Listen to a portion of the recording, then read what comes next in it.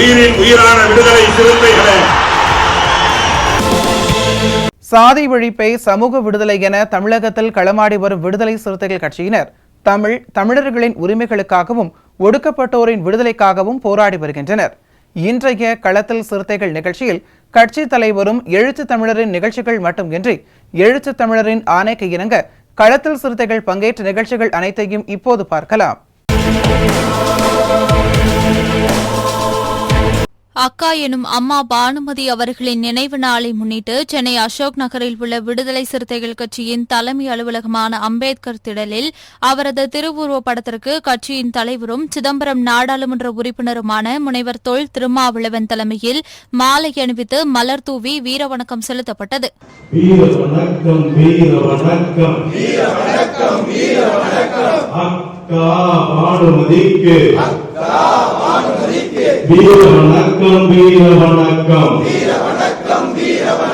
இதனைத் தொடர்ந்து ஏழை எளிய மக்களுக்கு இலவச மதிய உணவு வழங்கப்பட்டது. இந்நிகழ்வில் கட்சியின் துணை பொதுச் செயலாளர்கள் எஸ். பாலாஜி, வன்னியரசு, சென்னை மாவட்ட செயலாளர்கள் கரிகால் வளவன், அண்ணாநகர் வேலுமணி, சேத்துப்பட்டு இளங்கோ, வேளச்சேரி இளையா, வெள்ளிவாக்கம் அப்புன், மயிலாப்பூர் சாரநாத் உள்ளிட்ட ஏராளமானோர் கலந்து கொண்டனர். கன்னியாகுமரி மாவட்டம் நாகர்கோவில் விடுதலை சிறுத்தைகள் கட்சியின் மாநகர மாவட்ட செயலாளர் அல்காலி தலைமையில் செயற்குழு கூட்டம் நடைபெற்றது. இக்கூட்டத்தில் எழுச்சி தமிழரின் பிறந்த நாளை 10 நாட்கள் கொண்டாடுவது, வடக்கு மண்டல பகுதி செயலாளர் தர்மர் சார்பாக ஆதரவு அற்றோர் இல்லத்திற்கு 4 நாட்கள் உணவு வழங்குவது என முடிவு செய்யப்பட்டது. இக்கூட்டத்தில் இஸ்லாமிய ஜனநாயக பேரவை மாவட்ட துணை அமைப்பாளர் இஃப்திகார், மண்டல துணை செயலாளர் திருமாவேந்தன், மாநில துணை செயலாளர் ஷெர்லின் பாக்கியதாஸ், மாவட்ட பொருளாளர் நாஞ்சில் துரை, தெற்கு மண்டல பகுதி செயலாளர் சதீஷ் பாபு, மேற்கு மண்டல பகுதி செயலாளர் ஞானசேகர், கிழக்கு மண்டல பகுதி செயலாளர் செல்வராஜ் உள்ளிட்ட பலர் கலந்து கொண்டனர். ஆகஸ்ட் 17ஆம் தேதி எழுச்சி தமிழரின் பிறந்த நாளை சிறப்பாக கொண்டாடுவது குறித்தும், செப்டம்பர் 17ஆம் தேதி மகளிர் மது ஒழிப்பு மாநாடு சிறப்பாக நடத்துவது குறித்தும் கடலூர் மாவட்டம் சேத்தியாத்தோப்பில் விடுதலை சிறுத்தைகள் கட்சியின் கிழக்கு மாவட்ட செயற்குழு ஆலோசனைக் கூட்டம் கிழக்கு மாவட்ட செயலாளர் அரங்க தமிழ்வொலி தலைமையில் நடைபெற்றது. இதில் மாநில செய்தி தொடர்பாளர் கூகா பாவலன், மாவட்ட துணை செயலாளர் செல்வமணி, மாநில துணை செயலாளர் தேர்தல் பணிக்குழு ஜவஹர், முன்னாள் மாவட்ட செயலாளர் பால அறவாழி, சிதம்பரம் தொகுதி செயலாளர் செல்லப்பன், மாநில துணை செயலாளர் இளவழகன், நகர செயலாளர் மாயகிருஷ்ணன், ஒன்றிய செயலாளர் சாமிநாதன் மற்றும் பூஜா செந்தில், ரஜினி, கீதா பழனி, சிதம்பரம் நகர செயலாளர் ஆதிமூலம், தொகுதி துணை செயலாளர் ராஜேஷ், புவனகிரி நகர செயலாளர் சர்தார் கான், சரித்திரன், ஆயிபுரம் கர்ணா, வினோத் பாபு, மகளிரணி நாகராணி, செல்வமுருகன், அனிதா, ஷீலா, முன்னாள் ஊராட்சி மன்ற தலைவர் மணிவேல், மாவட்ட மாணவரணி தீரன், பாலு உள்ளிட்ட பலர் கலந்து கொண்டனர். கள்ளக்குறிச்சி மாவட்டம் உளுந்தூர்பேட்டை சட்டமன்ற தொகுதிக்குட்பட்ட திருநாவலூர் கிழக்கு ஒன்றிய விடுதலை சிறுத்தைகள் கட்சியின் செயற்குழு கூட்டம் ஒன்றிய செயலாளர் ஓவியர் இளங்கோவன் தலைமையில் தனியார் திருமண மண்டபத்தில் நடைபெற்றது. இக்கூட்டத்தில் எழுச்சி தமிழரின் பிறந்த நாளான ஆகஸ்ட் 17ஆம் தேதி அனைத்து கிளைகளிலும் கொடியேற்றி பள்ளி மாணவர்களுக்கு நோட்டு புத்தகம் வழங்குவது, செப்டம்பர் 17 அன்று நடைபெறும் மது மற்றும் போதை ஒழிப்பு மகளிர் மாநாட்டிற்கு தெற்கு ஒன்றியம் சார்பாக அதிக மகளிர்களை அழைத்து செல்வது என்று தீர்மானம் நிறைவேற்றப்பட்டது. இக்கூட்டத்தில் மாவட்ட செயலாளர் அறிவுக்கரசு, ஒன்றிய பொருளாளர் ஏழுமலை, ஒன்றிய துணை செயலாளர் தலிதரசு மற்றும் நிர்வாகிகள் முருகானந்தம், பழனிவேல், ஆட்டோ அன்பு, ஜெகதீஷ், கமல், தாமோதரன், வீரச்செல்வன், பழனிவேல், சுதாகர் உள்ளிட்ட ஏராளமானோர் கலந்து கொண்டனர். விழுப்புரத்தில் விடுதலை சிறுத்தைகள் கட்சியின் தெற்கு மாவட்ட செயலாளர் வழுதரெட்டி பெரியார் தலைமையில் மாவட்ட செயற்குழு கூட்டம் நடைபெற்றது. இக்கூட்டத்தில் கட்சியின் பொதுச் செயலாளரும் விழுப்புரம் நாடாளுமன்ற உறுப்பினருமான முனைவர் துரை ரவிக்குமார் கலந்து கொண்டு சிறப்புரையாற்றினார். இக்கூட்டத்தில் தேர்தல் பணிக்குழு மாநில செயலாளர் குணவழகன், கள்ளக்குறிச்சி மாவட்ட செயலாளர் சேந்தநாடு அறிவுக்கரசு, மாவட்ட பொருளாளர் வழக்கறிஞர் பிரின்ஸ் சோமு, தொகுதி செயலாளர் காணை வளவன், ஒன்றிய செயலாளர்கள் பில்லூர் முகிலன், சங்க தமிழன், ஆசை தம்பி, நகர செயலாளர்கள் வழக்கறிஞர்கள் சரவணன், அருண் உள்ளிட்ட ஏராளமானோர் கலந்து கொண்டனர். மது ஒழிப்பு மாநாடு, மகளிர் மாநாட்டை அறிவித்திருக்கிறார். இந்த மகளிர் மாநாடு என்பது எப்படி திருச்சியிலே நடந்த வெல்லம் ஜனநாயக மாநாடு ஒரு திருப்பு முறையாக நமக்கு அமைந்ததோ அதுபோல ஒரு திருப்பு முறையாக அமையக்கூடிய ஒரு மாநாடு. தமிழ்நாட்டிலே மட்டுமல்ல, இந்தியா முழுவதும் நம்முடைய கட்சியை எல்லோரும் தூள் தூளுக்குகிற அளவுக்கு அந்த மாநாடு நிச்சயம் அமையும். ஏனென்றால் இன்றைக்கு தமிழ்நாட்டில் மட்டுமல்ல, இந்தியா முழுமைக்குமே இந்த மது என்பது மிகப்பெரிய பிரச்சனையாக இருக்கிறது, மிகப்பெரிய சிக்கலாக இருக்கிறது. இது ஒரு தேசிய பிரச்சனை. ஆனால் தான் நம்முடைய தலைவர் இந்த நாடாளுமன்றத்தில் முதலாக பேச கிடைத்த வாய்ப்பு, குடியரசுத் தலைவர் உரையின் மீது நன்றி தெரிவிக்கின்ற தீர்மானத்தில் பேசுகிற வாய்ப்பை அவர் பெற்ற போது அவர் இதைத்தான் எழுப்பினார். மது ஒழிப்பு என்பதை தேசிய கொள்கையாக நீங்கள் அறிவிக்க வேண்டும். அந்த வீடியோவை நிறைய பேர் பார்த்திருப்பீங்க. அவர் பேசுனது நிர்மலா சீதாராமன் அமைச்சர், நிதியமைச்சர் நிர்மலா சீதாராமன் குறுக்கிட்டு இது ஒரு நல்ல கோரிக்கை தான், ஆனால் முதல்ல நம்முடைய வாழ்வது உறுப்பினர் அவர்கள் தமிழ்நாட்டில் போய் பேசட்டும். தமிழ்நாட்டில் பக்கத்தில் தான் கள்ளச்சாராயத்தில் இவ்வளோ பேர் இறந்து போயிருக்காங்க, அதனால் தமிழ்நாடு அரசுக்கு முதல்ல சொல்லட்டும் என்று அவர் சொன்னார். ஆனால் தமிழ்நாடு அரசுக்கும் சேர்த்து தான் சொல்கிறோம், இதை தேசிய கொள்கையாக அறிவிக்க வேண்டும் என்று கேட்பதால் தான் இந்த நாடாளுமன்றத்தில் பேசுகிறோம் என்று நம்ம தலைவர் பதிலடி கொடுத்தார். ஏன் அங்கே பேசினோம் என்றால் இது அரசமைப்பு சட்டத்திலே இருக்கு. அரசமைப்பு சட்டத்திலே வழிகாட்டு நெறிமுறைகள் என்று சொல்வார்கள், டைரக்டிவ் பிரின்சிபிள். அதிலேயே மதுவிலக்கை நாடு முழுவதும் கொண்டு வருவதற்கு அரசாங்கம் பாடுபட வேண்டும் என்பது இருக்கிறது.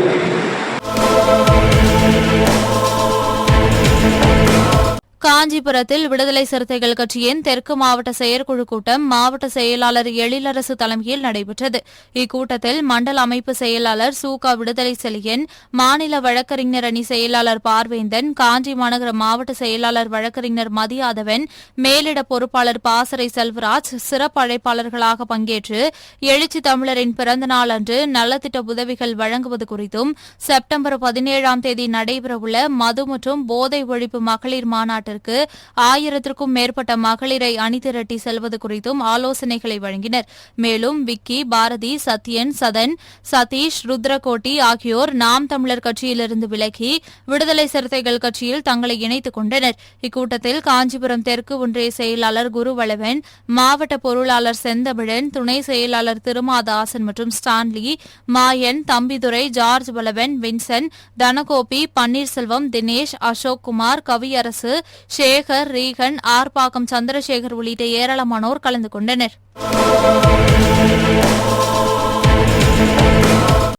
செங்கல்பட்டு மாவட்டம் மறைமலை நகர் நகராட்சிக்குட்பட்ட தைலாவரம் பொத்தேரி SRM கல்லூரி அருகே தொல் திருமா என எழுச்சி தமிழன் பெயரில் ஆட்டோ ஓட்டுநர் நலசங்க திறப்பு விழா நடைபெற்றது. இந்நிகழ்ச்சியில் சிறப்பு அழைப்பாளராக விடுதலை சிறுத்தைகள் கட்சியின் வடக்கு மாவட்ட செயலாளர் தென்னவன் கலந்து கொண்டு ஆட்டோ சங்கத்தின் பெயர் பலகையை திறந்து கட்சி கொடியேற்றி வைத்தார்.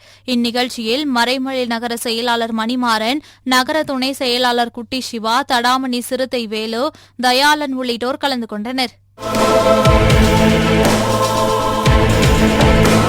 கடந்த 26ஆம் தேதி தருமபுரி அருகே இலக்கியம்பட்டியில் தொப்பி வாப்பா பிரியாணி உணவகத்தில் பணியாற்றிக் கொண்டிருந்த முகமது ஆஷிக் என்பவர் காதல் விவகாரத்தில் ஆணவ கொலை செய்யப்பட்டார். இந்நிலையில் விடுதலை சிறுத்தைகள் கட்சியின் துணை பொதுச் செயலாளர் வன்னியரசு, தலைமை நிலைய செயலாளர் தகடூர் தமிழ்செல்வன், மாநில அமைப்பு செயலாளர் கோவேந்தன், மைய மாவட்ட செயலாளர் பாண்டியன் ஆகியோர் கொலை செய்யப்பட்ட முகமது ஆஷிக் வீட்டிற்கு நேரடியாக சென்று அவரது தந்தை ஜாவித்தை சந்தித்து ஆறுதல் தெரிவித்தனர். அப்போது இதன்போது தருமபுரி மையம் மாவட்ட விடுதலை சிறுத்தைகள் கட்சியின் சார்பில் தந்தை ஜாவித்திடம் 50,000 ரூபாய் நிதி உதவி வழங்கப்பட்டது. தருமபுரியில் வசிக்கின்ற சகோதரர் ஜாவித்துடைய புகழ்வன் முகமது ஆசிப் வெற்றி படுகொலை செய்யப்பட்டிருக்கிறார். அங்கே சரஞ்சனா என்கின்ற தாழ்த்தப்பட்ட சமூகத்தைச் சேர்ந்த தன்னை காதலிப்பதற்காக திருமணம் செய்து கொள்ள முயற்சி செய்தபோது முகமது ஆசிப் படுகொலை செய்யப்பட்டிருக்கிறார். இது முழுக்க முழுக்க விடுதலை சிறுத்தைகள் கொள்கைகளுக்கு எதிரான நடவடிக்கை. இது ஒரு காதல் திருமணத்தை ஒட்டியான பிரச்சனை. ஆகவே இதை ஆணவ கொலையாக தான் பார்க்க வேண்டும் என்று தலைவர் எழுச்சி தமிழர் அவர்கள் வழிகாட்டியிருக்கிறார்கள். எந்த விதமான மத ரீதியாக நடந்தாலும் சரி, அது சாதி ரீதியாக நடந்தாலும் சரி, அல்ல சாதிக்குள் சாதி நடந்தாலும் சரி, காதல் ஒட்டி திருமணம் ஒட்டி நடக்கின்ற எந்த படுகொலைகளும் ஆணவ படுகொலையாகத்தான் கருத வேண்டும். அந்த அடிப்படையில் சகோதரர் முகமது ஆசிக்கை படுகொலை செய்த கொலையாளிகளை குண்டர் தடுப்பு சட்டத்தில் கைது செய்து பிணையில் வரவிடாத அளவுக்கு இந்த வழக்கை முடிக்க வேண்டும் என்று விடுதலை சிறுத்தைகளின் சார்பில் நாங்கள் கோரிக்கை வைக்கின்றோம். தருமபுரி மாவட்டம் அரூர் நகர பாட்சாப்பேட்டையில் இஸ்லாமிய ஜனநாயக பேரவையின் சார்பில் விடுதலை சிறுத்தைகள் கட்சியின் புதிய கிளை துவங்கப்பட்டது. மாநில துணை செயலாளர் காதர் பாஷா ஒருங்கிணைப்பில் நடைபெற்ற இந்நிகழ்ச்சியில் கிழக்கு மாவட்ட செயலாளர் சாகன் சர்மா கலந்து கொண்டு கட்சியின் கொடியினை ஏற்றி புதியதாக அமைத்த பெயர் பலகையை திறந்து வைத்தார். இதன் தொடர்ச்சியாக 300க்கும் மேற்பட்ட பொதுமக்களுக்கு அன்னதானம் வழங்கப்பட்டது. இந்நிகழ்ச்சியில் நகர செயலாளர் சித்தார்த்தன், நகர துணை செயலாளர் நிஷா, தொகுதி பொறுப்பாளர் கேசவன், தீரன் தீர்த்தகிரி, சாக்கம்மாள், ஞானசுடர், சென்னம்மாள், அருள்மொழி, நிகிழ்வளவன், நவீன், மூர்த்திவேல், கடத்தூர் ஒன்றிய நிர்வாகி ராமலிங்கம் உள்ளிட்ட ஏராளமானோர் கலந்து கொண்டனர். தருமபுரி மாவட்டம் அரூரில் உள்ள அம்பேத்கர் படிப்பகத்தில் விடுதலை சிறுத்தைகள் கட்சியின் கிழக்கு மாவட்ட செயலாளர் ஷாகன் சர்மா தலைமையில் செயற்குழு கூட்டம் நடைபெற்றது. இக்கூட்டத்தில் அனைத்து முகாம்களுக்கு சென்று மகளிர் விடுதலை இயக்கத்தின் முகாம்களை அமைப்பது, எழுச்சி தமிழரின் பிறந்தநாள் முதல் தந்தை பெரியாரின் பிறந்தநாள் வரை மது ஒழிப்பு பிரச்சாரம் செய்வது, மது மற்றும் போதை ஒழிப்பு மகளிர் மாநாட்டிற்கு பெரும் திரளாக கலந்து கொள்வது உள்ளிட்ட தீர்மானங்கள் நிறைவேற்றப்பட்டன. முன்னதாக கேரள மாநிலத்தில் வயநாடு நிலச்சரிவில் உயிரிழந்தவர்களுக்கு 1 நிமிடம் மௌன அஞ்சலி செலுத்தப்பட்டது. மேலும் கிழக்கு மாவட்ட செயலாளர்களாக சாகன் சர்மா நியமிக்கப்பட்டு 1 வருடம் கடந்த நிலையில் அவருடைய பணியை பாராட்டி அரூர் வடக்கு ஒன்றிய செயலாளர் மூவேந்தன் மாவட்ட செயலாளருக்கு மாலை அணிவித்து நினைவு பரிசை வழங்கினார். இந்நிகழ்ச்சியில் அரூர் தொகுதி பொறுப்பாளர் கேசவன், அரூர் தெற்கு ஒன்றிய செயலாளர் ராமச்சந்திரன், முன்னாள் மண்டல செயலாளர் நந்தன், மண்டல துணை செயலாளர் மின்னல் சக்தி, கிழக்கு மாவட்ட பொருளாளர் தாளை குமணன், கிழக்கு மாவட்ட மகளிர் அணி நிர்வாகி சாக்கம்மாள், கடத்தூர் ஒன்றிய செயலாளர் பாலையா, அரூர் மகளிர் ஒன்றிய செயலாளர் ஞானசுடர், அரூர் தெற்கு ஒன்றிய மகளிர் அணி செயலாளர் மோனிஷா, கடத்தூர் பேரூராட்சி கவுன்சிலர் வினோத், அம்பேத்கர், காதர் பாஷா உள்ளிட்ட ஏராளமானோர் கலந்து கொண்டனர். விழுப்புரம் மாவட்டம் திருவெண்ணைநல்லூரில் விடுதலை சிறுத்தைகள் கட்சியின் மேற்கு மாவட்ட செயலாளர் வீர விடுதலை செல்வன் தலைமையில் மேற்கு மாவட்ட செயற்குழு கூட்டம் நடைபெற்றது. இக்கூட்டத்தில் சிறப்பு அழைப்பாளராக தேர்தல் பணிக்குழு பொறுப்பாளர் குணவழகன் கலந்து கொண்டு சிறப்புரையாற்றினார். இக்கூட்டத்தில் எதிர்வரும் எழுச்சி தமிழர் பிறந்த நாளை மிக சிறப்பாக கொண்டாடுவது என்றும் அனைத்து முகாம்களிலும் கொடியேற்றுவது என்றும் தீர்மானங்கள் நிறைவேற்றப்பட்டது. இக்கூட்டத்தில் சட்டமன்ற தொகுதி துணை செயலாளர் ஆற்காடு பகலவன், இளம் சிறுத்தைகள் எழுச்சி பாசறை மாவட்ட அமைப்பாளர் எடையார் ரமேஷ், மாவட்ட பொருளாளர் இளங்கோவன், மாநில துணை செயலாளர் கண்ணாயிரம், தொழிலாளர் விடுதலை முன்னணி மாநில செயலாளர் அருணாச்சலம், மாவட்ட அமைப்பாளர் சரவணன், அறவாளி நகர செயலாளர் வழக்கறிஞர் மனோகரன் மற்றும் ஒன்றிய செயலாளர்கள் காசிநாதன், அறிந்தவன், நாகேஸ்வரராவ், முருகேசன், பழக்கடை முருகன், ஆவியூர் சிவா, நகர செயலாளர் செந்தில், சத்யதாஸ், சக்திவேல் உள்ளிட்ட ஏராளமானோர் கலந்து கொண்டனர். கடலூர் மாவட்டம் வேப்பூரில் உள்ள விடுதலை சிறுத்தைகள் கட்சியின் மேற்கு மாவட்ட தலைமை அலுவலகத்தில் மேற்கு மாவட்ட செயற்குழு கூட்டம் மாவட்ட செயலாளர் வீர திராவிடமணி தலைமையில் நடைபெற்றது. இக்கூட்டத்தில் ஆகஸ்ட் 17ஆம் தேதி எழுச்சி தமிழரின் பிறந்த நாளை சிறப்பாக கொண்டாடுவது, செப்டம்பர் 17ஆம் தேதி பெரியார் பிறந்த நாள் அன்று நடைபெறும் மது ஒழிப்பு மகளிர் மாநாட்டுக்கு பெண்களை அதிகளவு அழைத்து வர வேண்டும் என்பது குறித்து தீர்மானங்கள் நிறைவேற்றப்பட்டது. இந்நிகழ்வில் நல்லூர் வடக்கு ஒன்றிய செயலாளர் சந்தோஷ்குமார், ஒன்றிய துணை செயலாளர் சுரேஷ், வேப்பூர் நிர்வாகி அர்ஜுனன் உள்ளிட்ட பலர் கலந்து கொண்டனர். தேனி மாவட்டம் பெரியகுளத்தில் விடுதலை சிறுத்தைகள் கட்சியின் மாவட்ட செயற்குழு கூட்டம் மாவட்ட செயலாளர் ரஃபீக் தலைமையில் நடைபெற்றது. இந்த செயற்குழு கூட்டத்தில் கேரள மாநிலம் வயநாட்டில் ஏற்பட்ட நிலச்சரிவில் உயிரிழந்தவர்களுக்கு இரங்கல் தீர்மானம் நிறைவேற்றப்பட்டது.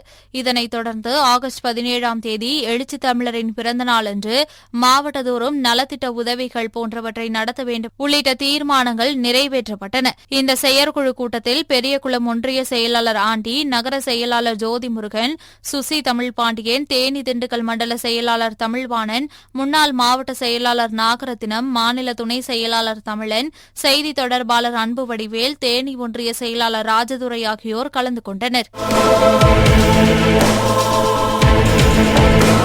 சாதியத்திற்கு தீர்வு காணாமல் தமிழ் தேசியம் சாத்தியமில்லை என்று விசிக தலைவரும் சிதம்பரம் நாடாளுமன்ற உறுப்பினருமான முனைவர் தொல் திருமாவளவன் தெரிவித்துள்ளார். உணர்ச்சி பாவலர் காசி ஆனந்தனின் விலங்கை உடைத்து எனும் தன் வரலாற்று நூல் வெளியீட்டு விழா சென்னை தியாகராயர் நகரில் உள்ள சர்பிட்டி தியாகராயர் கலையரங்கில் நடைபெற்றது. இவ்விழாவில் விடுதலை சிறுத்தைகள் கட்சியின் தலைவரும் சிதம்பரம் நாடாளுமன்ற உறுப்பினருமான முனைவர் தொல் திருமாவளவன் நூலை வெளியிட திரைப்பட தயாரிப்பாளர் கலைப்புலி தானு நூலை பெற்றுக் கொண்டார். மேலும் இந்த விழாவில் உலக தமிழர் பேரமைப்பு தலைவர் பழ நெடுமாறன், தமிழக வாழ்வுரிமை கட்சி தலைவர் வேல்முருகன், மதிமுக துணை பொதுச் செயலாளர் மல்லை சத்யா, வழக்கறிஞர் KS ராதாகிருஷ்ணன், நாஞ்சில் சம்பத், பழக்கருப்பையா, பேராசிரியர் ஜெயராமன், ஐயநாதன் உள்ளிட்டோர் கலந்து கொண்டனர். பின்னர் இவ்விழாவில் பேசிய விடுதலை சிறுத்தைகள் கட்சியின் தலைவரும் சிதம்பரம் நாடாளுமன்ற உறுப்பினருமான முனைவர் தொல் திருமாவளவன், சாதியத்திற்கு தீர்வு காணாமல் தமிழ் தேசியம் சாத்தியமில்லை என்றும் சனாதன எதிர்ப்பில்தான் தமிழ் தேசியம் அடங்கியிருக்கிறது என்றும் தெரிவித்தார். ஒன்றை நான் சொல்லுகிறேன் தோழர்களே, சாதியத்திற்கு தீர்வை தேடாமல் தமிழ் தேசியம் வெற்றி பெற வாய்ப்பே கிடையாது.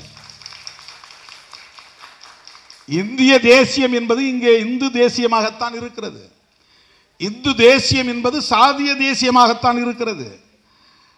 இங்கே பார்ப்பனர் அல்லாதவர்கள்தான் இதை தூக்கி பிடித்து கட்டி காப்பாற்றிக் கொண்டிருக்கிறார்கள். இதை நான் வெளிப்படையாக உரையாடாமல், இதற்கு ஒரு தீர்வை தேடாமல் அடுத்த அங்குலம் கூட நம்மால் நகர முடியாது. பிஜேபி கொடியை ஊர் ஊராக போய் ஏற்றுகிறார்கள், பிஜேபி சின்னத்தை ஊர் ஊராக போய் வரைகிறார்கள். திருமாவளவன் தமிழ் தேசியத்திற்காகவும் தமிழீழத்திற்காகவும் உழைக்கிற மக்களின் ஒற்றுமைக்காகவும் போராடி கொண்டிருக்கிற நிலையில் அவன் கொடியை அறுத்தெறி என்று சொல்லுகிறார்கள். திருமாவளவன் நட்பு சக்தியா பகை சக்தியா? இதிலே நமக்கு ஒரு தெளிவு வேண்டுமா வேண்டாமா? இதையெல்லாம் விட்டுவிடு நாம் தமிழராய் சேருவோம் என்றால் இது ஹம்பக், இது மோசடி, இது ஏமாற்று வேலை. இதையெல்லாம் உரையாடாமல் தமிழ் தேசியத்தை வென்றெடுத்து விட முடியாது. வெறும் மொழி உணர்வு, இன உணர்வு தமிழ் தேசியம் ஆகாது. தமிழ் தேசியத்தின் பகை, உண்மை பகை எது என்பதை கண்டறியக்கூடிய கோட்பாட்டு புரிதல் தான் உண்மையான தமிழ் தேசியத்திற்கு வழிவகுக்கும்.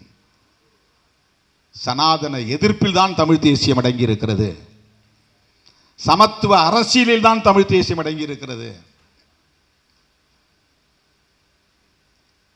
மகளிர் விடுதலையில் தான் தமிழ் தேசியம் அடங்கி இருக்கிறது.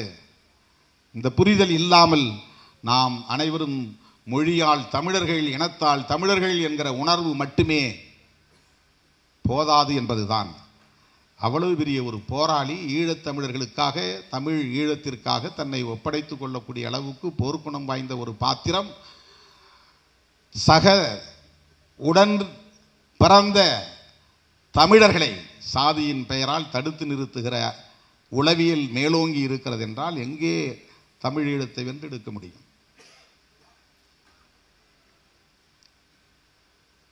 இன்னும் இந்த நூலை வைக்க மனமில்லை. அவ்வளவு செய்திகள். அதாவது நாகர்கள் எப்படி வாழ்ந்தார்கள், தேவநேய பாவாணர் நாவலம் தேயத்தை பற்றி என்ன எழுதியிருக்கிறார்,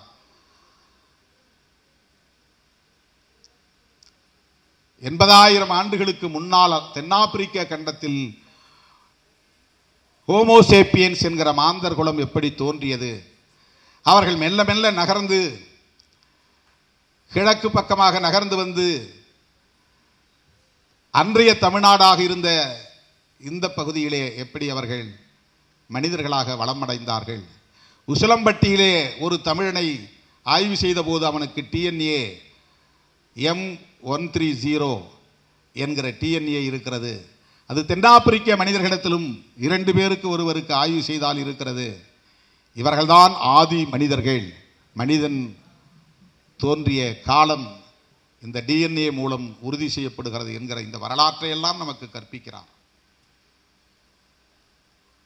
தமிழ் தோன்றியது எப்போது, சிங்களம் தோன்றியது எப்போது, அதில் முக்கியமான ஒரு செய்தியை அவர் சொல்லுகிறார். புரட்சியாளர் அம்பேத்கர் அவர்கள் இந்தியா முழுவதும் வாழ்ந்த நாகர்கள் பேசிய மொழி தமிழ் மொழிதான். வடக்கே வாழ்ந்த தமிழ் பேசிய நாகர்கள் தான் இன்றைக்கு வேறு இனமாக திரிந்து போயிருக்கிறார்கள், பிற மொழி பேசக்கூடியவர்களாக மாறி போயிருக்கிறார்கள் என்பதை ஐயா அவர்கள் இங்கே பதிவு செய்கிறார். அம்பேத்கருடைய கருத்தில் இருந்து மேற்கோள் காட்டுகிறார்.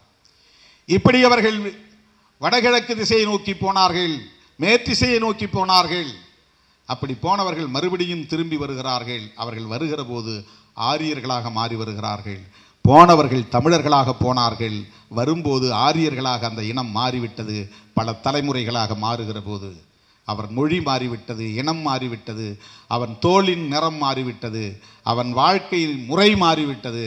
ஆனால் முதலில் தோன்றிய ஹோமோசேப்பியன்ஸ் திராவிடனாய், தமிழனாய் அல்லது நாகர் இனத்தை சார்ந்தவனாய் அவன் பரிணாமம் பெற்று பல்வேறு நிலங்களுக்கு போய் அவன் பல தலைமுறைகளை கடந்து பல 1000 ஆண்டுகளை கடந்து அவன் திரும்பி வருகிற போது இந்த மண்ணுக்கு அவன் ஆரியனாய் வருகிறான், வேதமொழியை கொண்டு வருகிறான்.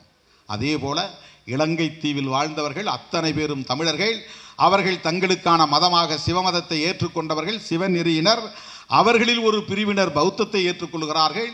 பௌத்த தமிழனும் சிவமத தமிழனும் 2 பேரும் தான் ஒருவருக்கொருவர் முட்டிக்கொள்கிறார்கள், மோதிக்கொள்கிறார்கள்.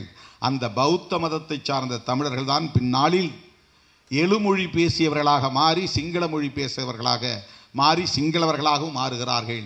சிங்களவர்கள் வேறு யாரும் இல்லை, அவர்கள் ஆதி தமிழர்கள் தான். அவர்கள் ஆதி காலத்தில் இருந்த தமிழர்கள் தான். பிராகிருத சிங்களம் எந்த நூற்றாண்டில் தோன்றியது, ஆதி சிங்களம் எந்த நூற்றாண்டில் தோன்றியது, இன்றைக்கு பேசுகிற சிங்களம் எந்த நூற்றாண்டில் தோன்றியது? கிபி 6ஆம் நூற்றாண்டுக்கு பிறகுதான் இந்த சிங்களமே தோன்றியது. ஆனால் அதற்கு முன்பே இந்த மண்ணில் கிமு 1ஆம் நூற்றாண்டுக்கு முன்பே குளக்கோட்டான் என்கிற தமிழ் மன்னன் மட்டக்களப்பை ஆண்டிருக்கிறான். சங்கிலியன் வன்னிய மண்ணை ஆண்டிருக்கிறான். இப்படி தமிழ் மன்னர்கள் எல்லாரும் ஆண்டிருக்கிறான். இன்னொருவன் பௌத்த தமிழனாக இருந்து தென்மேற்கு இலங்கை பகுதியை ஆண்டிருக்கிறான். இவர்களெல்லாம் தமிழர்கள்தான். தமிழர்களே பௌத்தத்தை ஏற்று இன்னொரு இனமாக மாறி ஆதித்தமிழர்களுக்கு எதிராக பகை கொண்டு மோதுகிற நிலை ஏற்பட்டிருக்கிறது. இதுவெல்லாம் இந்த வரலாற்றிலே சொல்லப்படுகிறது. ஆழமாக கற்க வேண்டிய நூல், ஆழமாக கற்க வேண்டிய நூல். ஏராளமான வரலாற்று தரவுகளை நமக்கு தருகிறார். பக்கத்துக்கு பக்கம் நமக்கு புத்தகத்தை மூட மனம் வரவில்லை. அவ்வளவு செய்திகள், தமிழ் சம்பந்தமான தொடர்பான செய்திகள். இங்கிருந்து யார் யார் அங்கே வந்தார்கள், திருச்சி லோகநாதனில் இருந்து பெரிய பெரிய தமிழ் ஆளுமைகள் எப்படி இசைத்தமிழை பரப்பினார்கள், நாடகத் தமிழை பரப்பினார்கள், இயல் தமிழை பரப்பினார்கள். தமிழ்நாட்டு தமிழறிஞர்களுக்கும் அங்குள்ள தமிழறிஞர்களுக்கும் இடையிலே எப்படியான ஒரு உறவு இருந்தது, பிணைப்பு இருந்தது, இணைப்பு இருந்தது, எல்லாவற்றையும் சொல்லுகிற ஒரு வரலாற்று நூலாக இது இருக்கிறது. அருமை தோழர்களே, உணர்ச்சி பாவலர் ஐயா காசி ஆனந்தன் அவர்கள் 100 ஆண்டுகள் வாழ வேண்டும், நோய் நொடியின்றி வாழ வேண்டும். மேதகு பிரபாகரன் அவர்களின் நம்பிக்கைக்குரிய ஒரு மாபெரும் பாவலனாக வாழ்ந்து இன்றைக்கும் தமிழீழத்தை வென்றெடுக்க வேண்டும் என்கிற கொள்கை பிடிப்போடு போராடி கொண்டிருப்பவர். அரசியல் ரீதியாக எடுக்கிற உத்திகளை நாம் பிழையாக கருத வேண்டியதில்லை. இந்த மேடையில் பிஜேபி வந்திருந்தாலும் நான் வந்திருப்பேன். இந்த மேடையில் பாரதிய ஜனதா கட்சியை சார்ந்த யார் வந்திருந்தாலும் நான் வந்திருப்பேன். அவர்கள் இருக்கிற மேடையில் நான் இருக்க மாட்டேன் என்று சொன்னால் அது என்னை முன்னிறுத்துகிற ஒன்றாகத்தான் மாறுமே தவிர இந்த அரசியலை முன்னிறுத்துகிற ஈழத் தமிழர்களை முன்னிறுத்துகிற ஒன்றாக அது இருக்காது. என்னை பொறுத்தவரையில் ஈழம் வெல்ல வேண்டுமானால் இந்திய அரசின் துணையும் தேவைப்படுகிறது, சர்வதேச சமூகத்தின் ஆதரவும் தேவைப்படுகிறது. இது நாம் ஒப்புக்கொள்ள வேண்டிய கசப்பான உண்மை. அந்த ஆட்சியில்தான் எதிராக இருந்தார்கள், இந்த ஆட்சியில் நமக்கு ஆதரவாக இருப்பார்கள் என்ற கருத்தெல்லாம் பொய்யானது. நான் அப்போதே சொன்னேன், மோடி ஆட்சிக்கு வந்தாலும் காங்கிரஸ் என்ன நிலைப்பாடு எடுத்ததோ அதைத்தான் எடுக்கும் இந்த அரசும். அரசு என்பது வேறு, கட்சி நடத்துகிற அரசாங்கம் அல்லது ஆட்சி நிர்வாகம் என்பது வேறு. ஸ்டேட் என்பது வேறு, ரெஜீம் என்பது வேறு. அது காங்கிரஸ் ரெஜீம், பிஜேபி ரெஜீம் அது வேறு. யூனியன் கவர்மெண்ட் அது ஒரு ஸ்டேட். அதனுடைய பார்வை என்ன? எந்த காலத்திலும் தமிழர்கள் தனிநாடு பெறுவதை ஏற்றுக்கொள்ளாது என்பதுதான் இந்திய அரசின் நிலைப்பாடாக இருக்கிறது. நாளைக்கு யார் ஆட்சிக்கு வந்தாலும் அதை அப்படியே கட்டி காப்பாற்றுவார்கள். அதற்கு காரணம் என்ன என்பதை நாம் கண்டறிய வேண்டும். அந்த புள்ளியில் அவர்களுக்குரிய விளக்கத்தை நாம் தெளிவுபடுத்த வேண்டும். இன்றைக்கு சீனர்கள் வந்து அம்பன் தோட்டாவிலே துறைமுகத்தை கட்டுகிறார்கள், கப்பலை கொண்டு வந்து நிறுத்துகிறார்கள் என்றால் அது இந்திய அரசின் பாதுகாப்புக்கு எதிரானதாக இருக்கும். இந்திய அரசை பாதுகாக்க வேண்டுமானால் சிங்களவர்களால் முடியாது, அங்குள்ள ஈழத் தமிழர்களால் தான் முடியும். இதை நாம் இந்திய அரசின் பார்வைக்கு எடுத்துச் செல்ல கடமைப்பட்டவர்களாக இருக்கிறோம். இன்றைய களத்தில் சிறுத்தைகள் நிகழ்ச்சியில் விடுதலை சிறுத்தைகள் கட்சியினர் நிகழ்ச்சிகள் அனைத்தையும் பார்த்தோம். நாளையும் இதே போன்று சிறுத்தைகளின் பாய்ச்சலை களத்தில் காண்போம். வணக்கம்.